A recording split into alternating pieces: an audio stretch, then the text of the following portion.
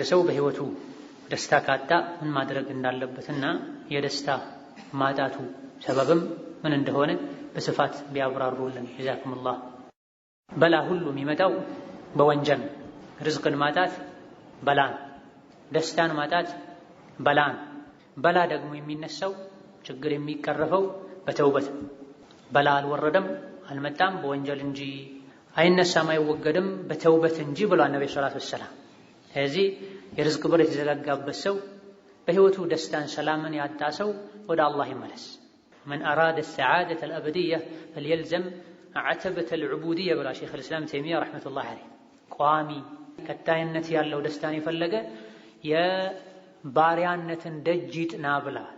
ሁሌ ለአላህ ባሪያ ሲንቀሳቀስ፣ ሲቆም፣ ሲቀመጥ፣ ሲሄድ፣ ሲመጣ፣ ሲሰጥ፣ ሲቀበል፣ ሲያይ፣ ሲሰማ ባሪያ መሆኑን ይወቅ።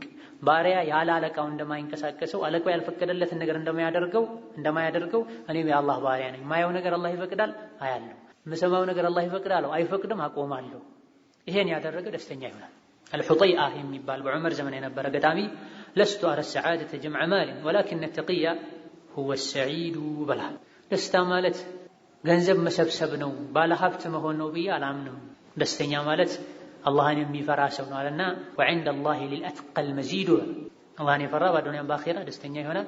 ይበልጥ አላህን የሚፈራ ሰው አላህ ዘንድ ለየት ያለ ሽልማት ስጦታ አለው ብሏል። ከዚህ ሽልማት አንዱ አላህን የሚፈራ ሰው ወመን የተቂላህ የጅዐል ለሁ ሚን አምሪሂ ዩስራ፣ ነገሩን ሁሉ አላህ ያገርለታል። ርዝቅ አላህ ያመጣለታል፣ ደስታ አላህ ያመጣለታል። ስለዚህ ባጭሩ የደስታ የሪዝቅ የሰዓዳ የስኬት ቁልፉ አላህን መፍራት። አላ ቢሶብሪ ተብሉጉ ማ ቱሪዱ ወቢተቅዋ የሊኑ ለከል ሐዲዱ ያለው ሌላኛው ገጣሚም ለዚህ ነው። ትዕግስት ካለህ ካሰብከው ትደርሳለህ። አላህን ከፈራህ ብረቱም ይቀልጥልሃል ማለት ነው።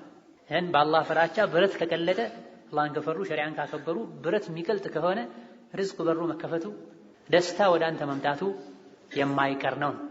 እንደ ወንጀል ሐራምን እንደመዳፈር ግዴታን እንደመናቅ ሰላምን የሚነሳ ነገር የለም። ወመን አዕረض ዐን ዚክሪ ፈኢነ ለሁ መዒሸተን ضንካ የተባለው ለዚህ ነው። ከአላህ መመሪያ ቸላ ያለ በጭንቀት በሁከት የተሞላ ህይወት አለለት ተብሏል። ነብዩ ሰለላሁ ዐለይሂ ወሰለም አለም ነሽረሕ ለከ ሰድረክ ብሏቸዋል። ልብህን አላሰፋንልህም እንዴ ብሏቸዋል።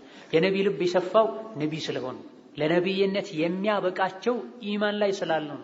የነቢ ኡመት የሆነም ሰው በዒባዳው በአኽላቁ በዲኑ ከነቢ በተመሳሰለ ወደዛ በተጠጋ ቁጥር የእሱ ልብም ይሰፋል።